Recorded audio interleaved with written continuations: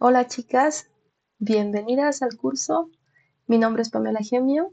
Junto con mi compañera, mi colega Lina Terrazas, vamos a estar dando este curso de hidrología, manejo integral de cuencas, sistemas de drenaje urbano sostenible e infraestructura verde. Yo soy ingeniera civil, soy ingeniera hidráulica, ingeniera sanitaria y soy ingeniera de agua. Junto con mi colega Lina Terrazas estamos muy felices de tenerlas aquí. Esta es su primera semana de la Juntucha de Huasquiris. Bienvenidas otra vez, chicas, y pues espero que les guste muchísimo el tema que vamos a hablar hoy y durante los 4 módulos de este curso. Espero que les interese muchísimo y pues incentivar que haya más ingenieras acá. Empecemos. Este es el primer módulo y se llama Introducción a la hidrología. Los objetivos del módulo. Queremos que aprendas lo siguiente. Queremos que aprendas los conceptos básicos del balance hídrico y así concientizar en temas relacionados a recursos del agua y cambio climático, una apreciación general de los procesos clave en el ciclo hidrológico y entender sobre cómo medir los parámetros hidrológicos, lluvia, evaporación y otros. ¿Qué es la hidrología? Pues la hidrología es la rama de la ciencia y disciplina de la ingeniería que estudia la ocurrencia, distribución, movimiento y propiedades de las aguas en la Tierra. Esta es la definición científica que tenemos de hidrología. Entonces nosotros los hidrólogos lo que queremos hacer es estudiar la ocurrencia. ¿Cuántas veces está lloviendo en un mes, por ejemplo, o en el año, o en 10 años, ¿no? ¿Cuál es la distribución? ¿En qué lugares está lloviendo? El movimiento, ¿hacia dónde va esa lluvia? ¿Hacia dónde va el agua? ¿Hacia dónde se evapora? Y las propiedades de las aguas en nuestra tierra, ¿no? Eso es lo que queremos saber. ¿Qué pasa con el agua cuando se infiltra? ¿Cómo cambia? ¿Cómo es su calidad? ¿Qué pasa con el agua cuando se va como escorrentía? Y todo eso, eso queremos estudiar con la hidrología. ¿Por qué es importante saber de hidrología? Pues ahora más que nunca es muy importante que todos sepamos mucho más lo que es la hidrología. Esto debido a que primero nosotros, los seres humanos y los seres vegetales, todos los seres vivos necesitamos el agua para vivir. El agua es muy importante para nuestra vida. Solo podemos vivir hasta 3 días sin agua, ¿no? Y luego nos morimos. Y otra razón muy importante es que el cambio climático pues está afectando bastante lo que va a ser nuestro acceso al agua en muchas regiones del mundo. Como sabemos que el agua es muy importante, ha habido civilizaciones que se han fundado alrededor del agua. Gracias a su acceso, hay civilizaciones, por ejemplo, en Egipto, que se han fundado cerca del río Nilo, nomás porque tenían acceso al agua del Nilo, ¿no? Que era muy importante para que la civilización tenga de qué vivir, para que puedan sembrar plantas y todo eso, ¿no? Entonces, se podría decir que todas nuestras civilizaciones han sido fundadas alrededor del agua. ¿Por qué? Porque necesitamos muchísimo el agua en nuestras ciudades y para nuestra vida, ¿no? ¿Qué está pasando entonces ahora en nuestros tiempos?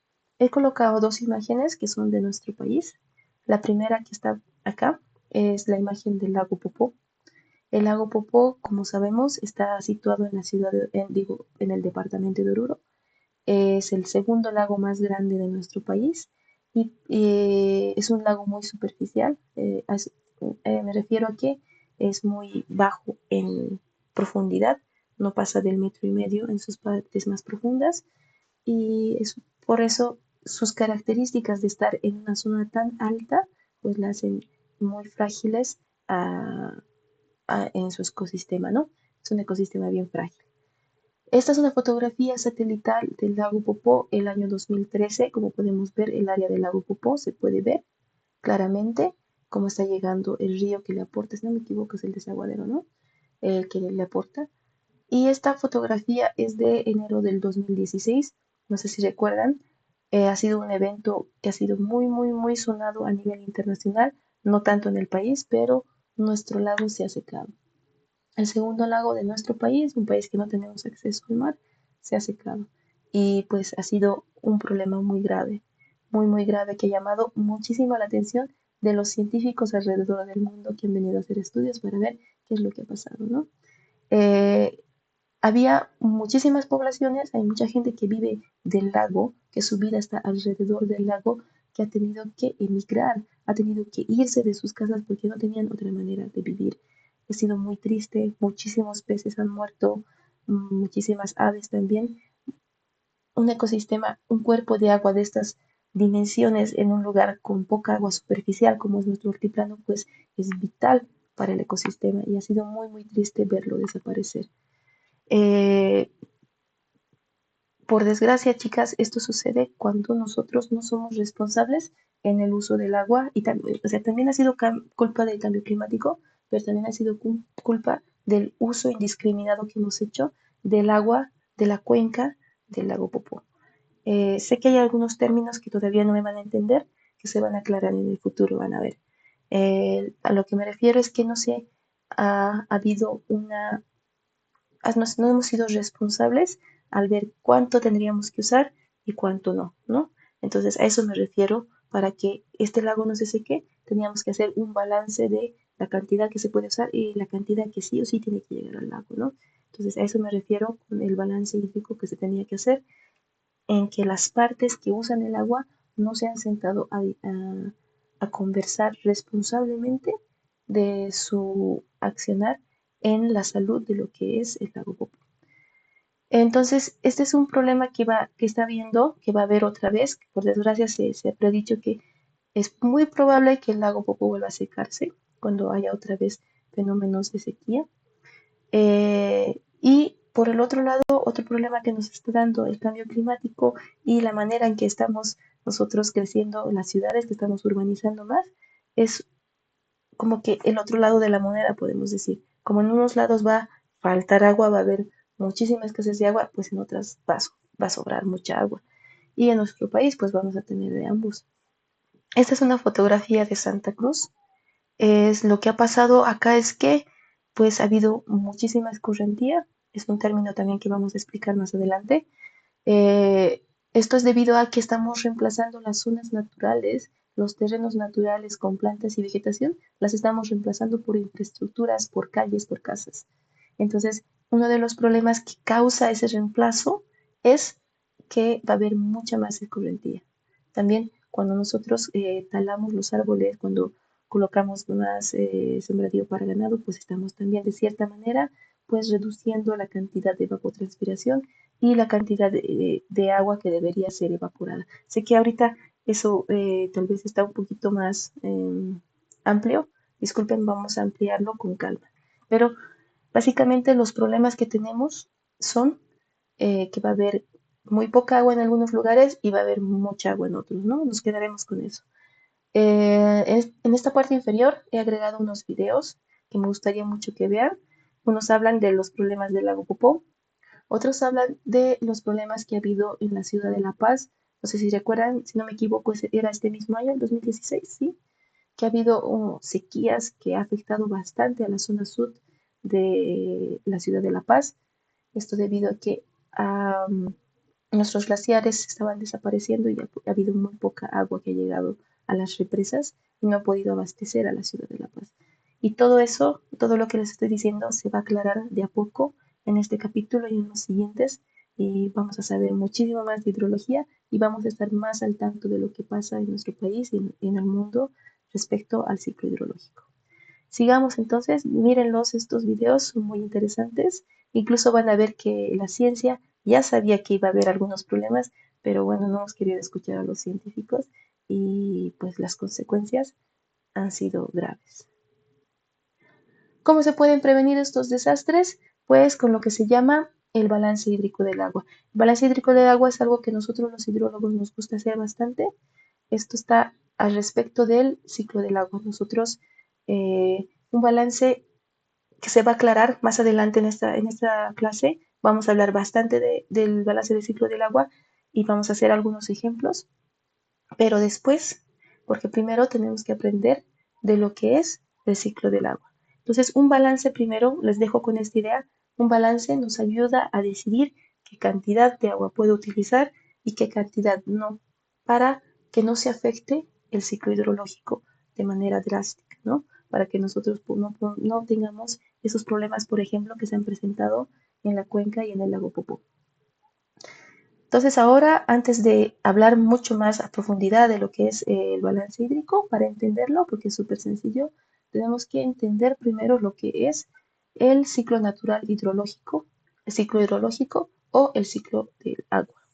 Entonces, el ciclo del agua, como pueden ver en esta figura, depende de la energía del sol y muchísimo de la gravedad. Son estos dos, y obviamente del agua, pero son estos dos que van a provocar que el ciclo se mantenga. ¿Cómo comienza el ciclo? Vamos a verlo acá. La energía del sol, la circulación, como dije, es producida por la energía del sol. Esa circulación quiere decir que empieza en un punto, va a otro y luego vuelve al mismo, ¿no? Por eso se llama ciclo. Entonces, la energía del sol, ¿qué hace? Calienta los cuerpos de agua. ¿Cuáles son los cuerpos de agua? Llamamos cuerpos de agua a los mares, a los lagos, a los ríos, a las lagunas, llamamos a los pantanos, a todo eso que está en contacto directo con la energía del sol, pues lo llamamos cuerpos de agua superficiales. Entonces, el calentamiento provoca que el agua se evapore, que se descomponga a su estado gaseoso. Nosotros sabemos que el agua tiene tres estados, ¿no? Entonces, de su estado líquido se va al estado gaseoso. En el estado gaseoso empieza a subir. Ustedes han visto cuando hacemos hervir el agua, ¿qué pasa con el vapor? Pues el vapor van a ver que empieza a subir, ¿no? Quiere irse para arriba por el calor, quiere irse para arriba. Y va a llegar a formar lo que conocemos como nubes. Se va a ir a la atmósfera y se van a formar las nubes. En la atmósfera va a estar un tiempo corto, un tiempo de aproximadamente 10 días. Y ustedes dicen, 10 días, allá arriba, ¿en serio? Y eso es corto, pues créanme que eso es corto a comparación del tiempo que pasa el agua en sus diferentes lugares en el ciclo. Luego se produce, el vapor de agua va a cambiar otra vez a su estado líquido en un proceso que nosotros conocemos como condensación. Ahora, el proceso de condensación, ustedes también lo han visto. Si han ido a un lugar cálido y se colocan agua y colocan hielo, ¿no? Un agua fría que están tomando y pues es el lugar cálido, ustedes colocan el agua en la mesita, esperan un rato y bueno, van a ver que alrededor del vaso se han formado gotas de agua que se están precipitando. Entonces tú dices, ¿qué ha pasado si el agua está dentro? Porque hay agua afuera, ¿no? Entonces eso es condensación. ¿Qué está pasando? Que la humedad del aire contiene agua, el aire contiene agua, por eso es húmedo, y se está condensando alrededor de una temperatura menor.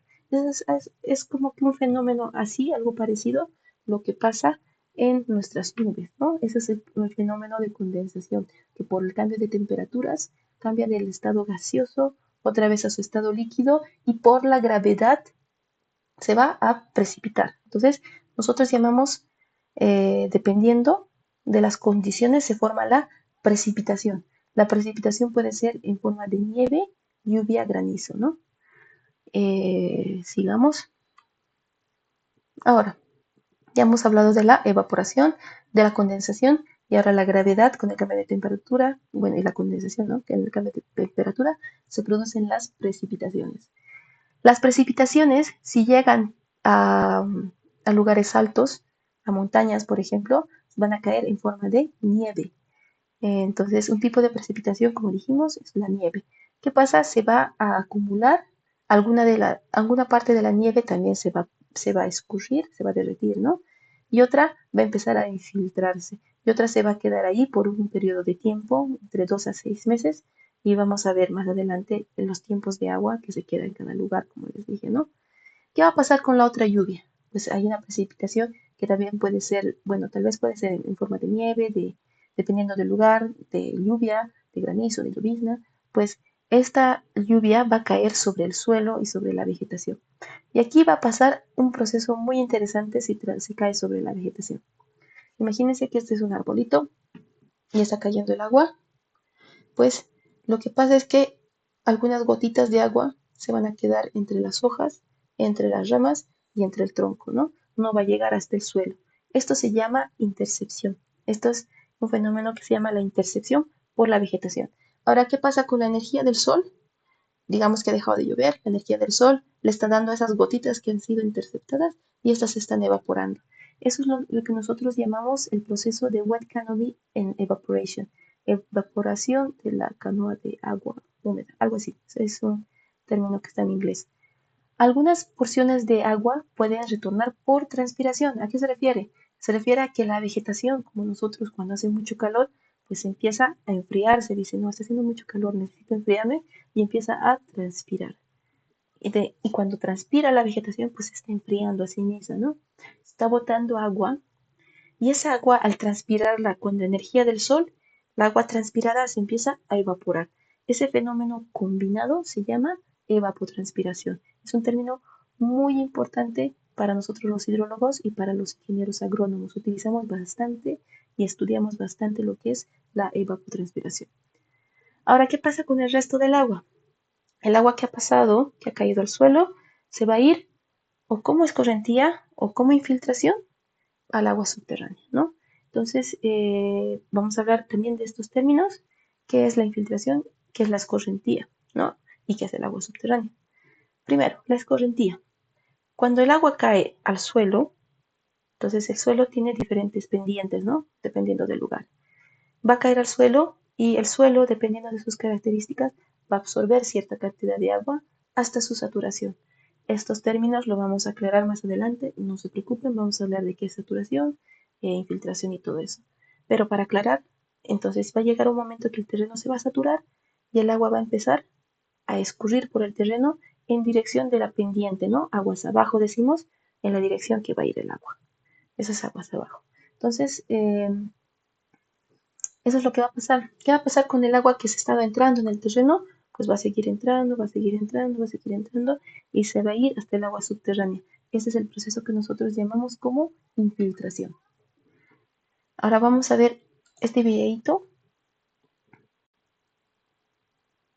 Este es un video que trata sobre el ciclo del agua. Como podemos ver, el sol, el sol es el que mueve todo, ¿no? Es el motor que genera el ciclo del agua. Va a evaporar en los cuerpos del agua. Este creo que es el mar o un lago y luego se va a condensar, va a haber la precipitación en forma de lluvia, en forma de nieve en las montañas, ¿qué va a pasar? Se va a acumular, va a haber escorrentía, va a haber infiltración. Esta infiltración puede llegar hasta cierto lugar o puede llegar más profundo, ¿no? Depende. Entonces va a ir hasta los acuíferos, nosotros llamamos debajo de la tierra, hay cantidades inmensas de agua entre la tierra, y nosotros les llamamos a esos acuíferos. Luego, aquí están viendo la evaporación de ríos, la evaporación de lagos, y como la infiltración, la escorrentía llega hasta los ríos y luego vuelve otra vez hasta el cuerpo de agua mayor, que es el mar o un lago, ¿no? Bueno, dependiendo de dónde estemos. Y otra vez se repite, ¿no? El ciclo. Vuelve otra vez a repetir y vuelve otra vez a repetir. Esto es, chicas, básicamente el ciclo del agua. Tal vez lo han visto en la escuela y pues para hacerles recordar de qué se trata, ¿no? Vamos a volver a la presentación. Bueno, este video es muy interesante. Este video quiero que lo vean. Habla muy bien de lo que es el ciclo del agua, habla de términos muy interesantes, les voy a explicar qué son las rutas de flujo. Hemos hablado ya de lo que es la evaporación, infiltración, escorrentía, transpiración, evapotranspiración y algunos términos como cuenca, área de captación y cuenca de río. Les voy a mostrar cómo abrir este video. ¿Por qué? Porque el video está en inglés y hay hay unas características que tiene algunos videos de YouTube que están en otro idioma. Miren, where does water go when it rains? Entonces está en inglés. Le vamos a poner pausa un ratito y vamos a ir a lo que es las herramientas del video. En estas herramientas nosotros vamos a ir a subtítulos y primero vamos a activar el generado automáticamente. Vamos a volver a entrar y vamos a ir a traducción automática. En traducción automática vamos a buscar el idioma que queremos, obviamente va a ser español. Puede estar como español o como Spanish. Aquí está como español. Y ya está. Oh, shoot. Un momentito, a veces se va.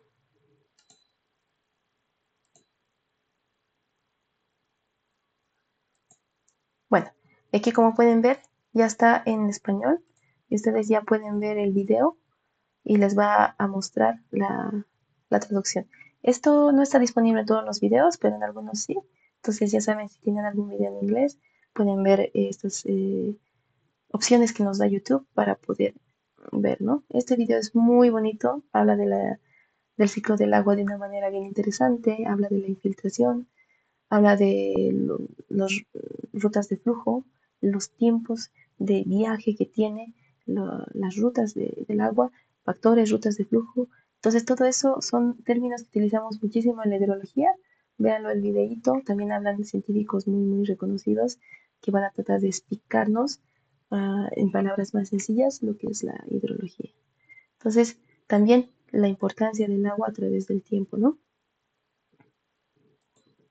Bueno, sigamos con la presentación, chicas. Espero les guste este videito. Pónganle pausa a mí y véanlo con calma.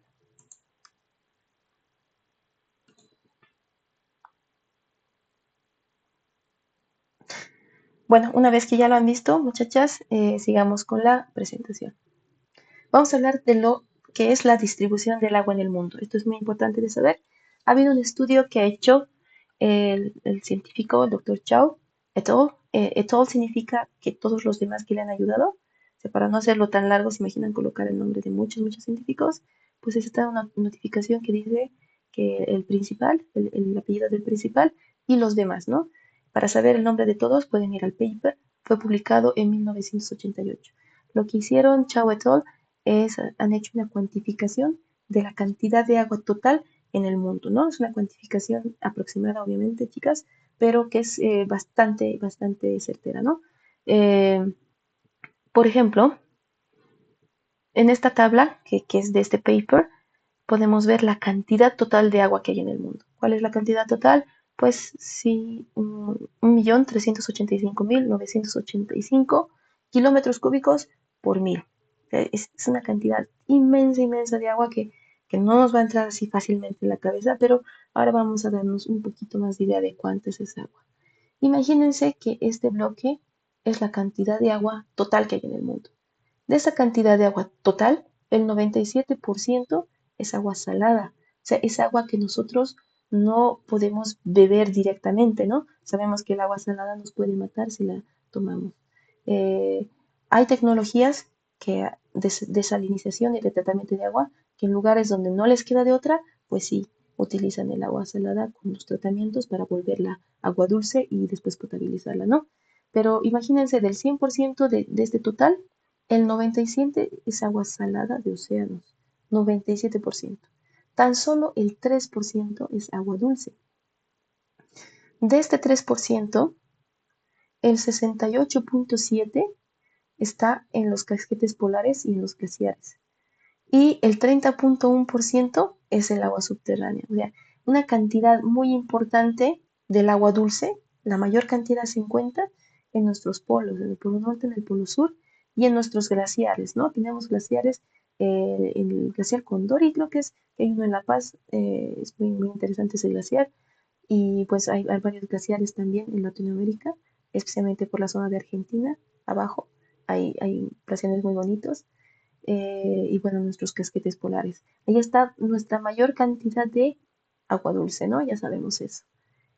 El agua subterránea, el agua bajo la tierra, en acuíferos, que nosotros llamamos los acuíferos, las concentraciones de cantidades y cantidades de agua que están entre los espacios de la tierra, se llama agua subterránea.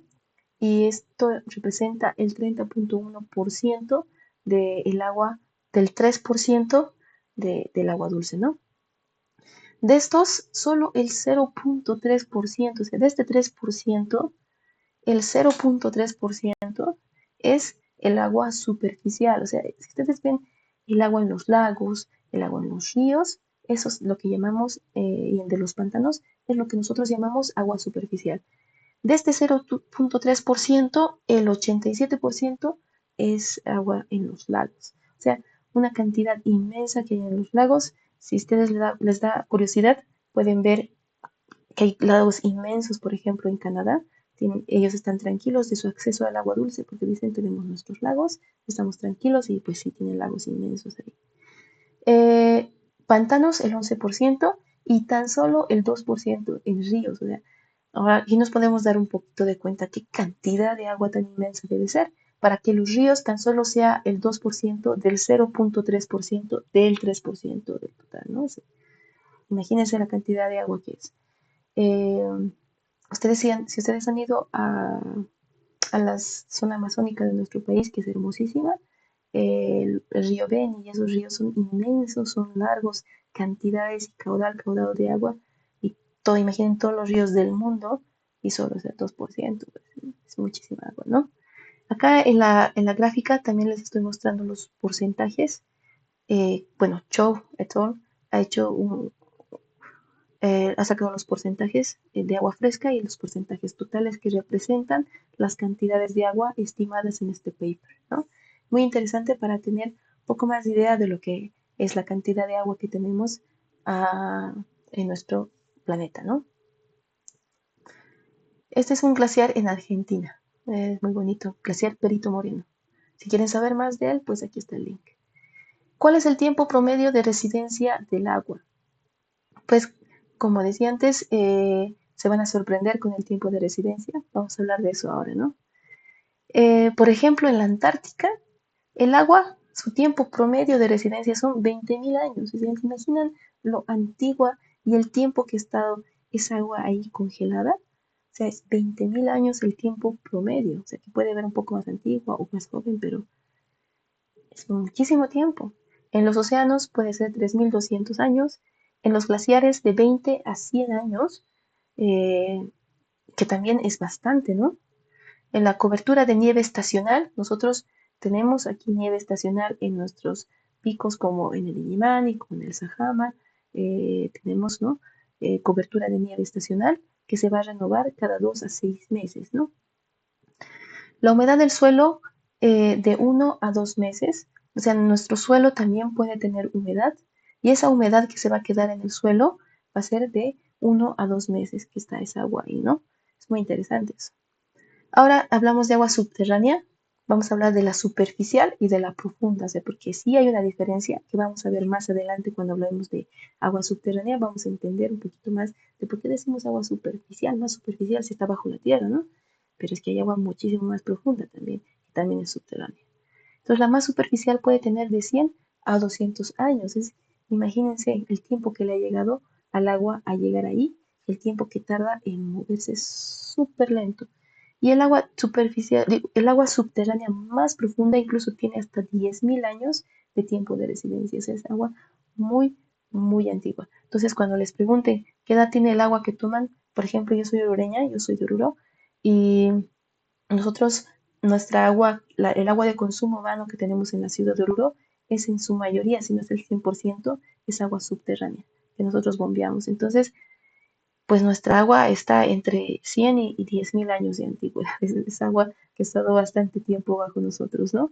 Es muy interesante saber eso y para tener un poco más de respeto hacia el uso que le damos al agua. En los lagos el tiempo de residencia es de 50 a 100 años, en los ríos de 2 a 6 meses. O sea, esto tiene sentido por el ciclo hidrológico que hemos hablado, ¿no? Porque el agua de los ríos es en su mayoría agua de escorrentía que está llegando hacia los ríos. Entonces, y siempre se está moviendo, ¿no? Se está moviendo, entonces va a desembocar en algún cuerpo de agua y eventualmente va a evaporarse. Entonces, por eso su tiempo de residencia es bastante corto en comparación a los otros, ¿no? La atmósfera. En la atmósfera, como dijimos anteriormente, pues el tiempo de residencia promedio es de 9 días. Puede ser 10, un poco menos, 8, 7, ¿no? Dependiendo del lugar. Pero en promedio, 9 días, que es el tiempo más corto que está en la atmósfera, ¿no? Tipos de lluvia, chicas, vamos a hablar un poco de los tipos de lluvia. Es importante saberlo. Nosotros los hidrólogos nos encanta la lluvia, hablamos mucho de la lluvia. Este video les va a gustar mucho, es de una científica o ingeniera argentina, si no me equivoco, me imagino que es una hidróloga, que habla sobre las lluvias, ¿no? Hace una explicación bien interesante, les va a dar unas explicaciones sobre cómo diferenciar la llovizna de la lluvia, sobre los tipos de lluvia, por qué se forman diferentes tipos de lluvia, es muy, muy interesante. Espero que les guste, véanlo por favor y luego vuelven conmigo. Vamos a hablar de los tipos de lluvia, chicas. Hay las lluvias de convección, lluvias de relieve y las lluvias frontales. Ahora, ¿cuál es la diferencia? Las lluvias de convección ocurren en lugares donde hace muchísimo calor. Entonces, son lugares donde el calor es tan fuerte y hay cuerpos de agua presente, o sea, pueden ser ríos, lagos o cerca al mar, donde hace tanto calor que provoca una evaporación repentina, violenta y que sube tan rápido y tan alto que también se enfría muy rápido y luego se precipita con muchísima fuerza. Entonces, estas lluvias las llamamos de convección. Esas son lluvias en zonas más tropicales mayormente, también hay en lugares donde hace un poco más de frío, pero que reciben bastante energía del sol directa, ¿no? En estos lugares los residentes están acostumbrados, dicen, pues está lloviendo mucho, no, dicen, está haciendo mucho calor, pues va a llover mañana seguro. Entonces ya saben que mientras más calor haga un día, pues es muy probable que al día siguiente o más tarde ese día esté lloviendo. Luego tenemos las lluvias de relieve. Las lluvias de relieve eh, pasa cuando la masa del aire templado y húmedo se encuentran. Entonces, ¿qué está pasando? Está viniendo en viento una masa de aire templado y se choca con la orografía, se choca con una montaña y empieza a subir rápido. Y sube tan rápido, le da un impulso que empieza a llover en este lado donde le da el viento a- al cerro o a la montaña. Entonces empieza a llover ahí. Y luego pasa la masa como más seca y más cálida. Entonces llega, se enfría y luego se empieza a calentar. Pero la característica de esta lluvia es que llueve más en este lado donde le da el viento que en el lado donde no le da el viento. Es interesante esto porque hay incluso lugares que dicen, yo prefiero vivir en este lado porque llueve menos que en este lado. Es algo que pasa en Inglaterra, por ejemplo, en Manchester, que está a este lado, pues llueve muchísimo más que en Sheffield, que está como que a este lado y llueve mucho menos. ¿No? Las lluvias frontales las lluvias frontales es un fenómeno de una masa caliente que se encuentra con una masa fría. O sea, que está viniendo una masa fría y una masa caliente se encuentran y pues provocan una condensación violenta y empieza a llover, ¿no? Entonces esto es lo que llamamos como lluvias frontales.